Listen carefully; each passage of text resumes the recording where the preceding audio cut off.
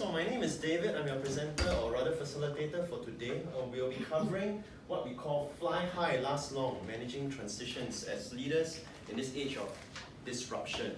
Yeah, so we'll be using what we call the SOAR approach, of which later I'll unpack it for you. Yeah, so as a start, can I get everybody out of the seats? Come in front of me, form a circle, please. Alright, so we can close up a little bit more, form a neat, nice circle all together. Yeah. Neat line. Yeah. Circle. Neat circle. Okay, very good. Alright, so I'm just going to ask you to do just three simple things. Introduce yourself, the ministry you're from, since all of you come from different ministries, from Ministry of Finance, Manpower, etc. And then just one change or transition that you have recently or even currently experienced in your life or in your work. Okay, so maybe you go this way around. My name is Madeline. I'm actually from MINDEF, under the administration. My change, I guess, is that from the administration, they're asking me to do a little bit operation where I'm not very comfortable. Yeah. Administration, very comfortable. More like, admin, paperwork back end, supporting the front end people, the filing stuff. Okay. So there's some change management going on there. Okay, in depth. All right. Thank you. My name is Geraldine. I'm from the Ministry of Home Affairs. Right? Yes, I'm from the Research and Development project team. Now they want us to double up as operations because of the MSK, Mass Selamat Escape. So all of us got to double. Okay. From R&D to operations. Okay. Yes. Okay, thank you, Geraldine. Okay, my name is Sheena. I'm from the Ministry of Social Services. So one big transition that I've had just a few weeks ago is that I've been promoted as division chief. So Promotion, yeah. division chief. Well done. Okay. Yeah. Okay, glad you're here. Okay, thanks, Sheena. Okay, I'm from MOE. Okay, actually, Your name, please. I'm Pei. Okay, I'm from MOE. Okay, actually my role was helping university to raise funds. So all the way I've been in charge of like guiding them for fundraising campaigns. But now, because they need more money from private donors, I was asked to really meet donor one-to-ones, which I was not so comfortable with. Yeah. Okay, moving out of your comfort zone. Okay, thanks, Pei. I'm Colonel Tan. Oh, Colonel Tan. Yes, ma'am. I'm in the army contract. Okay. Yes, And I'm now 49. Oh, So next year I will retire. I don't know what to do. you can refire. Okay. Okay, thank you, Cheryl. Colonel Cheryl. Good evening, everyone. My name is Danny. I'm from Ministry of Education. I work in the Chinese Planning Curriculum Department. I'm quite happy at where I am now, but I'm just attending this to widen my horizon. Which department again? Sorry? Ministry of Education. Which department again? Chinese Curriculum Planning. Okay, CPD. Okay, wonderful. Okay, yes, I have some friends there too. Okay, thanks, Danny. Thank you. I'm Nidhi. I'm from the Navy. I just tendered my resignation a month ago. Right now, I'm still choosing where I can go, which field I can go. It's an exciting place to be. Okay, thanks, Nidhi.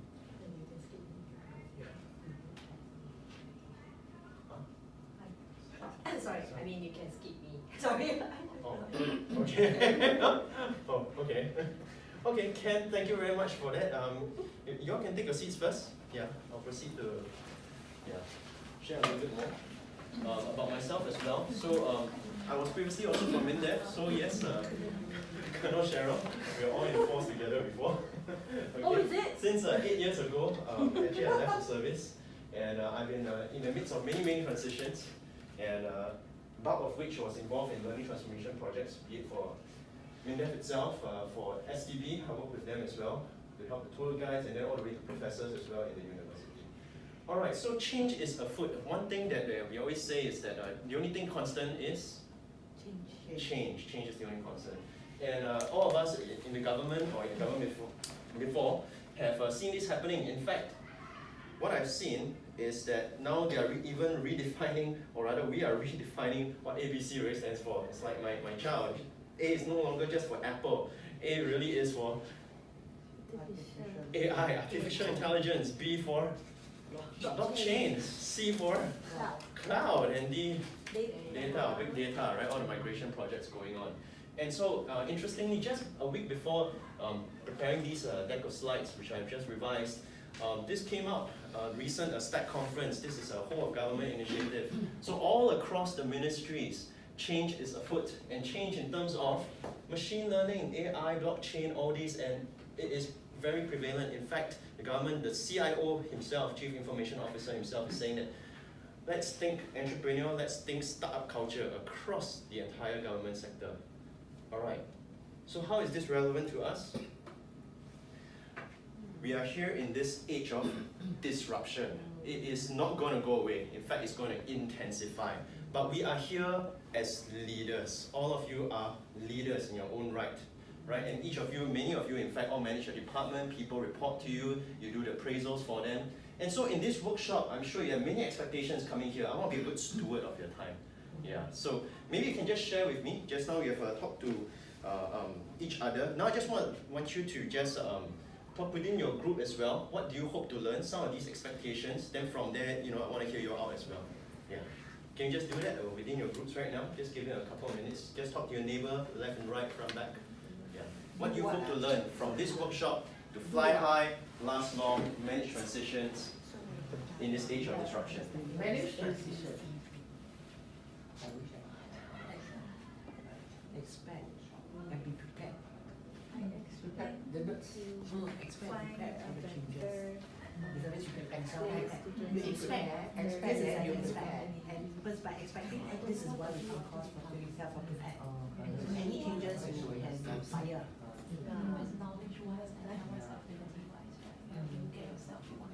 Maybe the course can help us to like choose where to go.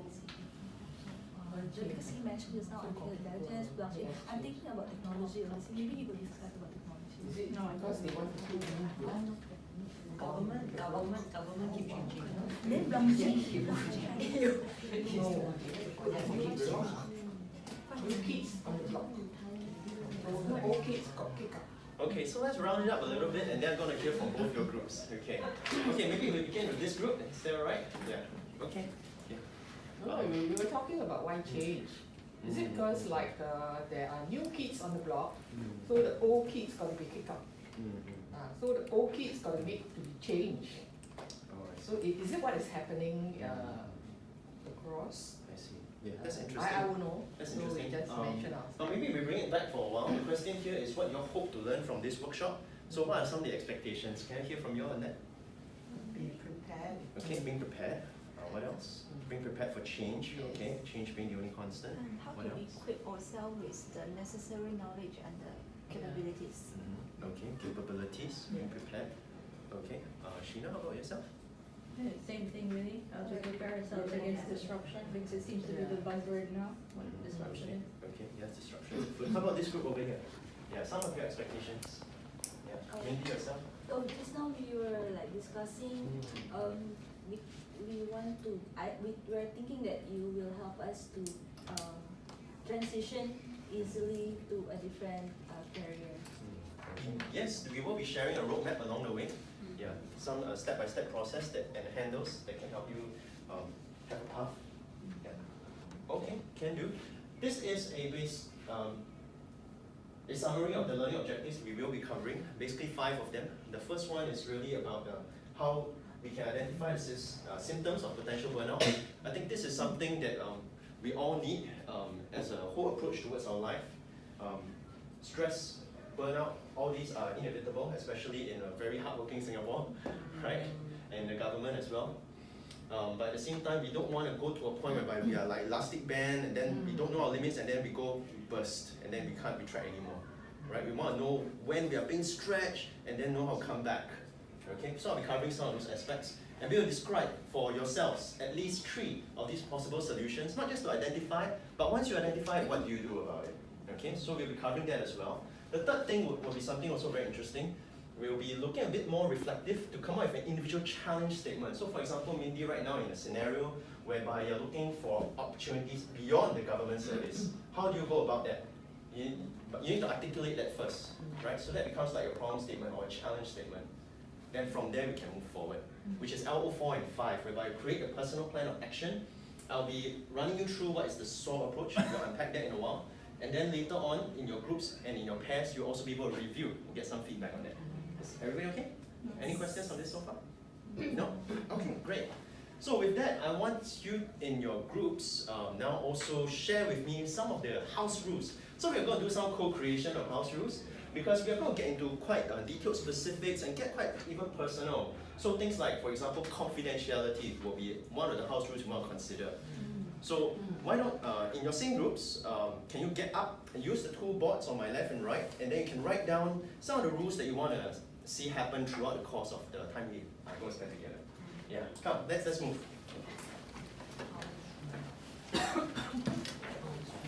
Okay, the markers are all with the board, so feel free to write down at least 5, okay? At least 5, and then your group will share with the rest of the class as well. Okay, we're going to take about just 2-3 minutes. Yep. Come in. Yes. I'm sure MOE house rules. Yeah, you can use the board over there for the team. Okay. Alright. Okay. So just brainstorm and just put as many as you like. Okay. At least 5, but if you want to put there 10, as long as it's something that as a group you all think is helpful, useful,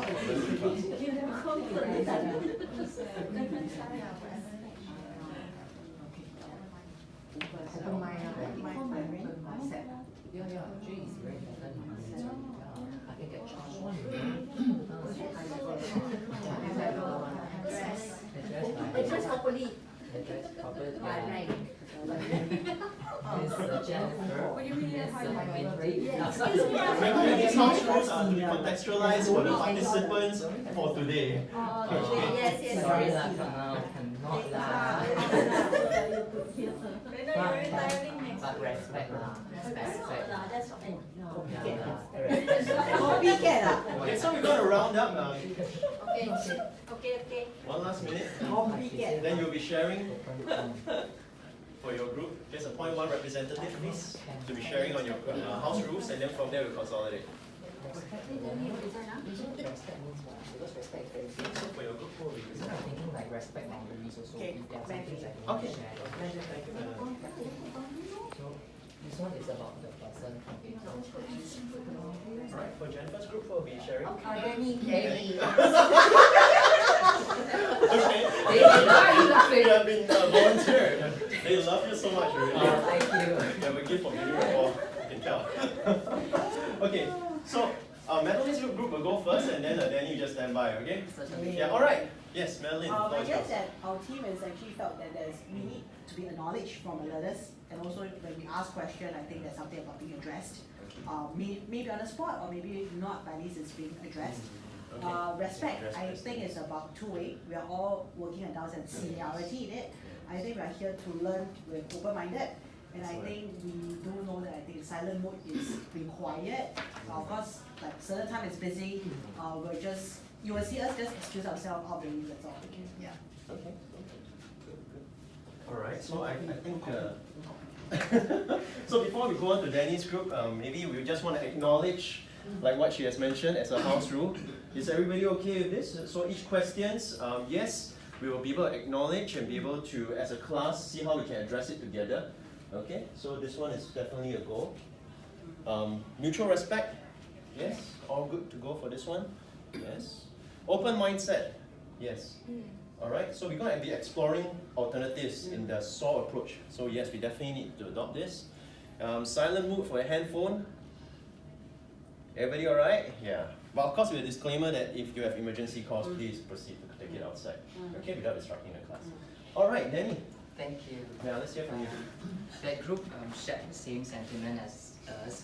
But if I may elaborate on one point, it would be this one, respecting people's boundaries. So there would be some information that we are not comfortable sharing, then I guess we do not want to be too pushy about it. Otherwise it's pretty similar. Okay, I see. Yes, quite a lot of similarities there. Maybe you want to elaborate a little bit more about the word engage. Right. That's different. It would be, I was mapping this point to that the other groups acknowledge learners' question and address that. So that's pretty similar, engaging. Okay, can do. Rest assured, all these can be addressed in this one. Yes, we'll be hearing a lot from each other as well. Okay, great. Okay, if I can draw attention back to the screen. So imagine now you have done already the first 2 learning objectives. We have given out questionnaires, you have answered them, and we have actually summarized, and I'll proceed from here. Okay, so now we are moving on to learning objective 4. Thank you for coming back very punctual from your break. And I just want to summarize quickly for you the 3 things that you want to look out for, even as you prepare to SOAR. Okay, so over here, what character is this? Yeah. Okay, we are all human. Okay, so even before we SOAR, we need to acknowledge that part. Later I'll touch a bit more about why is it important to emphasize that we're all human to begin with. And the Chinese character for this, Ren, is also an acronym to remind all of us that we need to, as a baseline, have adequate rest, R, exercise, E, and nutrition, i.e. to eat right, live right as well. As a baseline, even before we talk about all the stress management techniques and mindfulness and all that, if you can't even get this baseline of being a Ren right, we can't move on. Okay, make sure you get your adequate rest. What else? Exercise and nutrition. Excellent. Okay. How you want to define that is up to your personal. Okay, but these are the 3 main categories we want to look at. Okay, when we talk about coping with stress and moving forward to SOAR. Okay, now what is SOAR all about? So SOAR can be broken down into these 4 key ingredients: to search, to observe, to aspire, and finally to review. Now it's actually an applied research based on what we call the human-centered design thinking process. So it actually encapsulates the typical 6 steps of design thinking. If you Google it, you'll find these are the 6 steps used from Stanford Design School and all across the world. And many conferences, they're all talking about it. It's quickly becoming mainstream, even in our Singapore government. Okay, the way they design policies, it's all about design thinking, whether HDB, CPF, whatever it is, they're all thinking about life stages and talking about human problems. Alright? Now, empathize is where the human-centered aspect comes in, and which we'll be searching in that deeply. So now what I will do is I'll be giving you a handout. Please take a copy each, and make sure you all have a pen each as well. There's more than enough for everybody. Yes. Don't flip across the pages first. Just stay on page 1 at this point, so that you can still be attentive to what I'm sharing with you, so that it's more meaningful for you in a while. Is that okay? Yeah, so on page 1, yeah, like when you do exam, right, don't turn the pages until I tell you to. Just put in your name and NRIC, no, I'm joking. Okay, so...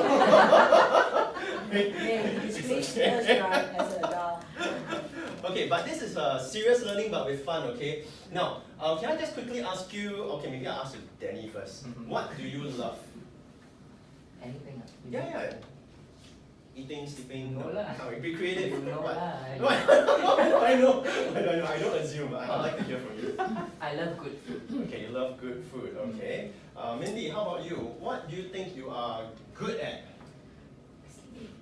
Sleeping. Okay, fine. So to start off with introducing this Ikigai diagram, it basically works like this. So let's say you love good food and you're good at sleeping. Well, you don't get to the center of the quadrant. You may feel very passionate about it. I love eating and sleeping, but you will feel quite useless. You can feel very satisfied. After a week of eating and sleeping and eating and sleeping and eating and sleeping 24/7, you'll find this is not very meaningful living. Okay, I feel quite useless. It's like I'm redundant now at work, you know. Okay, so now, but if let's say now I ask Colonel Cheryl, okay, as a CEO, commanding officer before in charge of a battalion, what do you think the world needs? Having gone through so many men under you, women under you, service women. Somebody for me, we go on combat. I think the world needs world peace. Yeah, okay, world peace, protection, sovereignty, right? Humanitarian aid, operations, right? Okay, so then it adds a third element. So let's say she has gone through the ranks, a senior commander, she loves soldiering, she's good at it, she has become a colonel, promoted multiple times, and she knows the world needs security. But what if the army decides, hey, you know what, your retirement package, I got to cut back. Then your penthouse dreams are suddenly aged out. So what happens? You may be full of delight and fullness, but all your wealth already parked for all your policies, for all your children. So now you're not exactly hitting the intersection of what we call the Ikigai elements. Okay, so maybe I ask this side now, okay? What do you think right now the world needs and you can be paid for?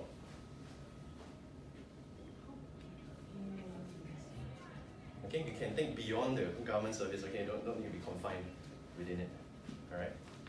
The world needs peace. Okay. Miss Universe. Okay. Yeah, even beauty pageants serve a purpose. They can be ambassadors for for the children, That's etc. true. Care for Yes, the okay. care for the lower income.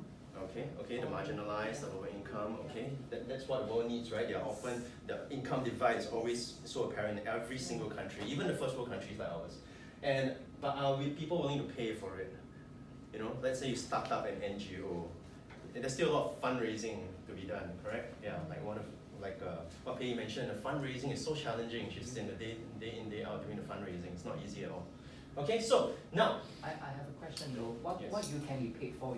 Is it in monetary terms, in money terms, or it can be mental? I mean, satisfaction. good question. In this context, we are talking more about financial payments.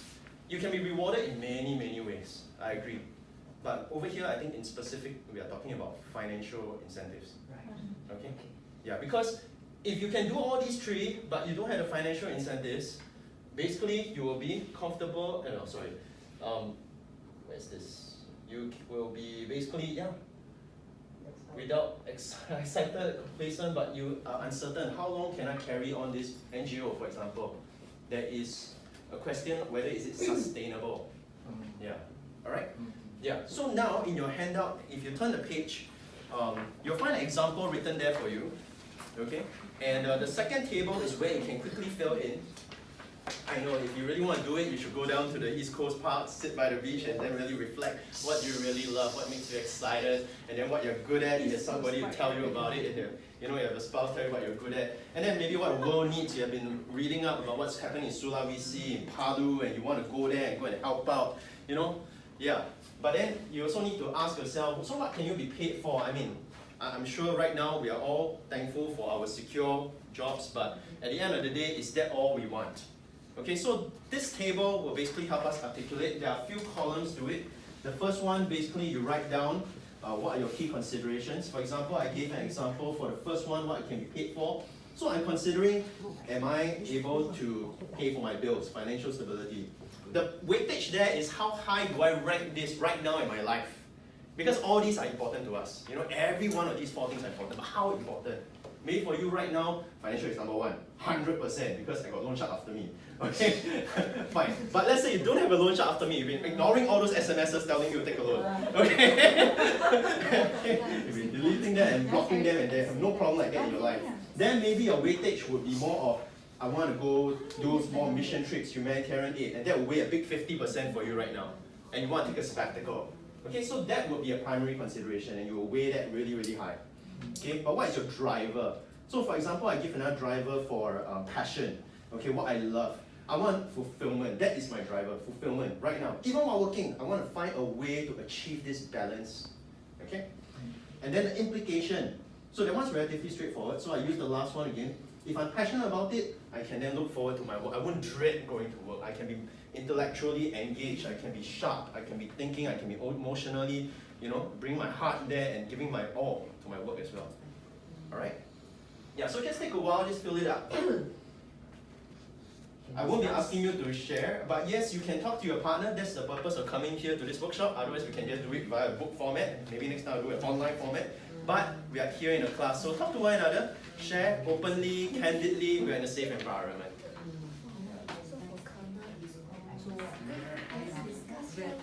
Senior already. Yeah. What? What? I don't know what you Already, because maybe because anytime you're almost retired. That's why you got this. I'm supposed to know.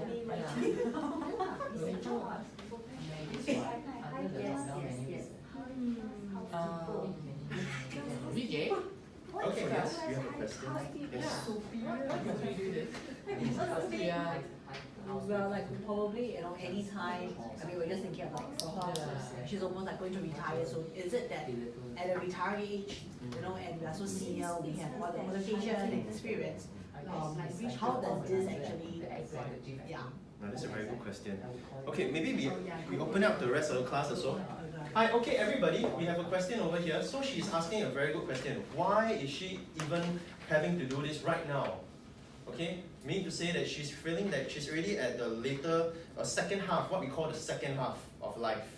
Okay, whereby in some people's mind it may be, okay, correct me if I'm wrong, that all the ambition and the zeal should be decided early. What? If I want to be a doctor, if I want to be a lawyer, I should decide all this early. Why is it now, am I coming for this course in my 30s, in my 40s, and having to re-ask myself or re-evaluate again, what am I passionate about? Should I have answered this 20 years ago or 10 years ago? What do you think? Then why is she here? Yeah. Oh, okay, that's valid too. It's a very personal question. It goes down, it goes back to Yeah. Okay, I Peggy. feel Yes. one's view will change according to the different stages of life. So maybe 20 years ago you wouldn't think like this, you wouldn't know what you want.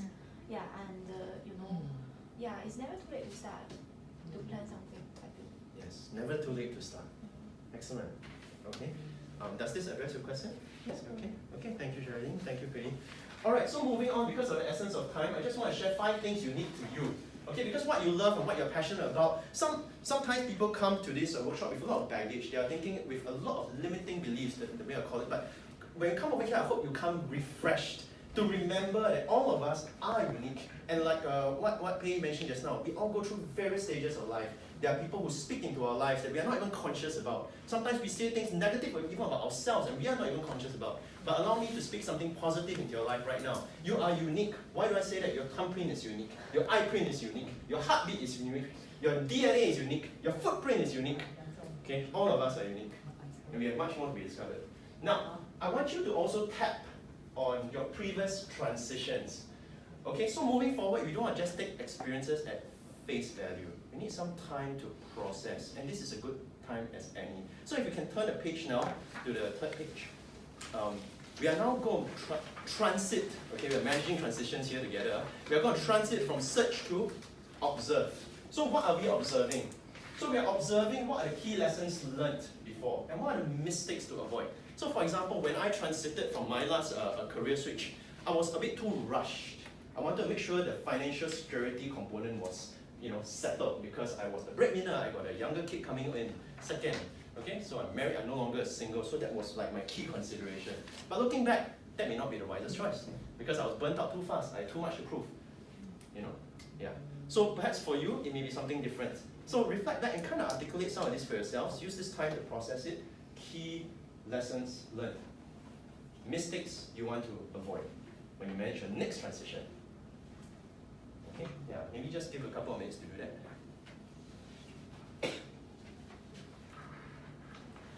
You have time to discuss with your group later on, so for now, just write it down first.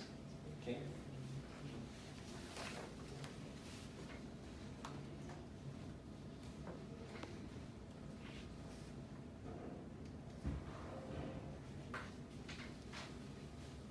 Okay, so now, okay, imagine you all had like 5 minutes to process, okay? Okay, so notice that some of you have not finished. It's okay. When you go back from this workshop, you can carry on again. Alright, so but for now, I just want to highlight a couple of things. One is that your age qualifies you. Don't let anybody say you're too young, you're too old. Your age qualifies you for the racetrack that you're meant to run. Alright, so we need to find our niche. Then from there, we are able to find that freedom to fly. Now, let me give you an example, because all this while we have been searching, observing on a very micro level in terms of your own life. But over here, the title of this workshop is Managing Transitions as Leaders. So as leaders, once again, we want to think for the people who are following us as well. Okay, so in this case, I will give you an example of a corporate one.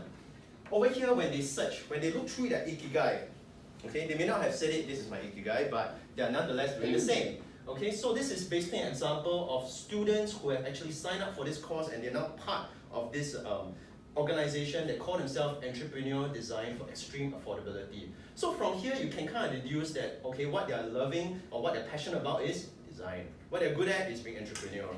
But a lot of times there's a mismatch between what you are good at and what you love and what the world needs and what you'll pay for. There's always a mismatch between these two. And there's always a struggle throughout our whole life trying to marry everything together. Okay, so in the search process, they have found this as one of the problems that they want to solve. What do you think this is? Sleeping bag. Sleeping bag? Quite close actually. It's a good guess at the start. What else? Anybody? Okay, from this group. Hey, you look. It's about pet. No. So what thing? Okay, so moving on.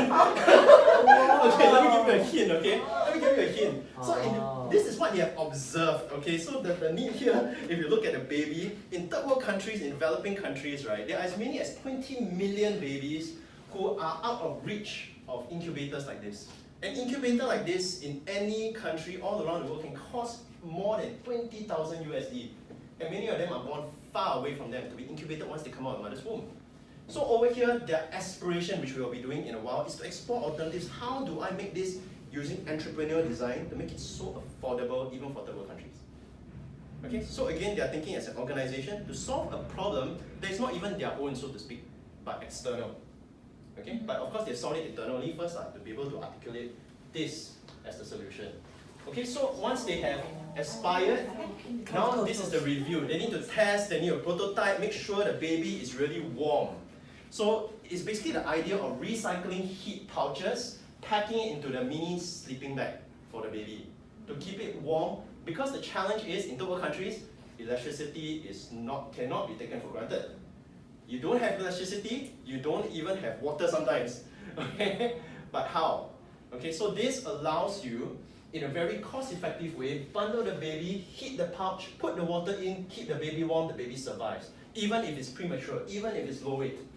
Amazing, isn't it? But it would not have come to this solution without being human-centered, i.e. their search process, that Ikigai, was really beginning with the baby. Okay, and a lot of times in organization thinking, we get it so wrong because we look at a problem from a structural angle. And we think that, okay, this guy can't do a job, I just, get another guy. My skill set doesn't change. My JD doesn't change. When actually the real problem is us, because we don't start from the person themselves and ask why is this person not able to deliver according to the KPIs that we assigned. And we think there's nothing wrong with the KPIs. Okay, so the KPI here was totally reviewed. The KPI was not $20,000. The KPI here is how do I help the baby survive? And this is the solution. Alright, so we're going to use this as an inspiration to now aspire. Okay, because of the time, I'm just going to give this as a gift to you. Okay, we have no time to discuss this, but it's my present to you. Lessons from an eagle. Okay, I need 2 more pieces inside. Lessons from an eagle who thought he was a chicken. Alright, so you can take a look at this in a while, but what I'm going to share with you is another story right now. Okay, so there was this, it's a fable, but I found the lessons quite inspiring nonetheless. It is also about an eagle. This eagle was basically at 40 years of age. So the fable has it that it can actually stretch across to 70 years. But the eagle has feathers that are just too heavy, talons that are just too blunt, a beak that is also just too blunt. So it can neither catch prey, it can neither fly high, it can neither last long. So it has to make a very painful decision, like all of us when we go through transitions. Like all of us, it's a painful decision. Whether we just maintain status quo and basically die, okay, a horrible death, or choose to fly up to a mountain, find a nest there for the next 150 days, pack it, a good solid rock. Okay, some of you may have heard the Phoenix Rise Up from Ashes version. This is something like that because then it goes through a transformation process whereby it scrapes the talons, scrapes the beak, gets rid of all the feathers, and it's painful because it's all part of you. Like imagine transitions in our own lives, in our own career. Like me, when I first came out from MINDEF after 8 years, or plus my NS, 10 years, a whole decade worth, the SOP all inside already, you cut, the blood is green one. Okay? So how do I, do the blood transfusion without being painful? I have to go over there and let the surgery take place. When I came out into the private sector, started doing the training, doing the transformation projects, it was a literal blood transfusion heart surgery. Okay? So it is going to be painful. Alright? So, the eagle made the choice. The feathers were lightened, the beak was sharpened, the talon was ready, you can go and hunt and kill prey. Okay? Question to all of us is, are you ready to do it? that decision as well. Because if you are, and if you really are, then you can SOAR. Because when you go for your review, which is the last page, you may not like what you hear. Some people will still tell you, no, just stay where you are. You are skilled in this. You know, all of us are also here. Why must you be so different? Why must you go and try something all of us are not trying? It will be painful to say that, oh no, I dare to agree to disagree with you. Okay? Because I want to solve. Okay? And that's where that gift to you will then come in handy. And I hope this story will help you in your mind to dare to say yes to SOAR and no to chickens. Okay? If you read the story later on your own, you will find that it's a very powerful story. And I want to use that to summarize. Okay? Because later I want to hear from you, even after the workshop, as a summary. Because this one workshop is not sufficient for you to process everything from the whole of your life career and then chart the entire next half for yourself. Because in today's age, when we work, we can't say that we are going to retire at 65. So let's say I'm 45 now. Is it true that I've only 20 years? No. Now we look at the trends, we're talking about retiring at 85. People working at least until 75.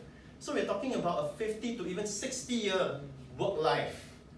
So we better find meaning in what we do, if not 60 years of either heaven or hell. Okay, 60 years.